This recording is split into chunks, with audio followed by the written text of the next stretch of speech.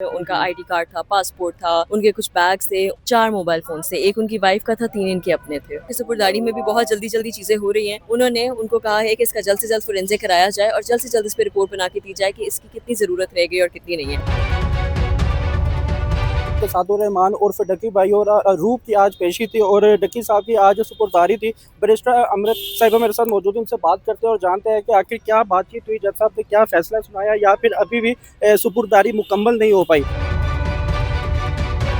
सबसे पहले तो हमारे लिए जानना बहुत ज़रूरी है कि जो भी उनकी चीज़ें सपुर्दारी की थी, जो एट टाइम ऑफ उन्होंने अरेस्ट की थी, जिसमें उनका आईडी कार्ड था, पासपोर्ट था, उनके कुछ बैग्स थे, उनके कुछ लैपटॉप बैग था, लैपटॉप बैग के अंदर उनकी बैटरीज थी, उसको उन्होंने कहा है कि आप वो ले सकते हैं और उसकी उन्होंने आज इजाज़त दे दिया फाइनली 3 महीनों के बाद। जहाँ तक बात रहती है उनके मोबाइल फ़ोन्स की, उनकी मैकबुक की, उनकी अभी उन्होंने सुपुर्दारी नहीं की और उन्होंने कहा वो भी फोरेंसिक में जाएगा, जबकि उसका फोरेंसिक हो चुका हुआ है। उसके बावजूद वो कह रहे हैं कि उसकी फोरेंसिक दोबारा हो। ये बता सकती है कि कितने मोबाइल फोन थे? 4 मोबाइल फोन से, एक उनकी वाइफ का था, 3 इनके अपने थे। बीच में से एक पता चल रहा था कि कोई टूटा हुआ मोबाइल भी था, लाइक डमी टाइप। जी, वो उन्होंने इसलिए लेके जा रहे थे कि वो मलेशिया ट्रैवल कर रहे थे। उन्होंने कहा था कि उसको वो रिपेयर के लिए देंगे और उसको जरा अच्छे तरीके से मॉडिफाई वगैरह ठीक वगैरह कर देंगे, क्योंकि उसकी स्क्रीन भी टूटी हुई थी और उसके और भी बहुत ज्यादा मसले थे। 16 प्रो था, लेटेस्ट था ऑब्वियसली, तो इस वजह से उन्होंने कहा कि इसको हम लोग थोड़ा चेंज कर देंगे। अच्छा ये बताइएगा कि ट्रायल जो से चल रहे हैं वो अरूप साहिबा की भी चल रही हैं, तो उस मामले में आप क्या कहना चाहेंगे, क्या बातचीत हुई जज साहब के साथ? हमें ये समझना बड़ा जरूरी है कि उनके ऊपर जो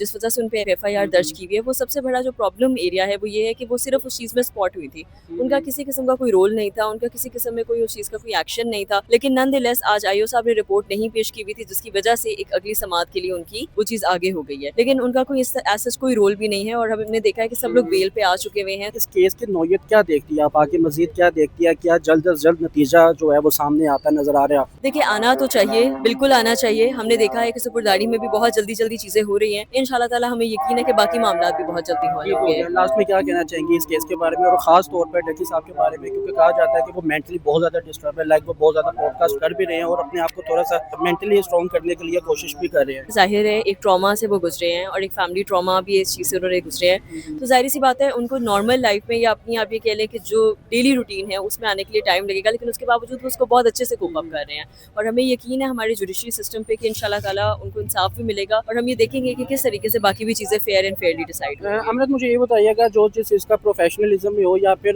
कोई उसकी एसेसरी अगर उसके पास ना हो तो वो उसका रोजगार होता है। अब जैसे कि अगर डकी की बात की जाए तो इनका रोजगार इनका मोबाइल है और इनके मोबाइल इनके पास नहीं है, तो क्या इनके लिए बहुत ज्यादा मुश्किल नहीं हो रही?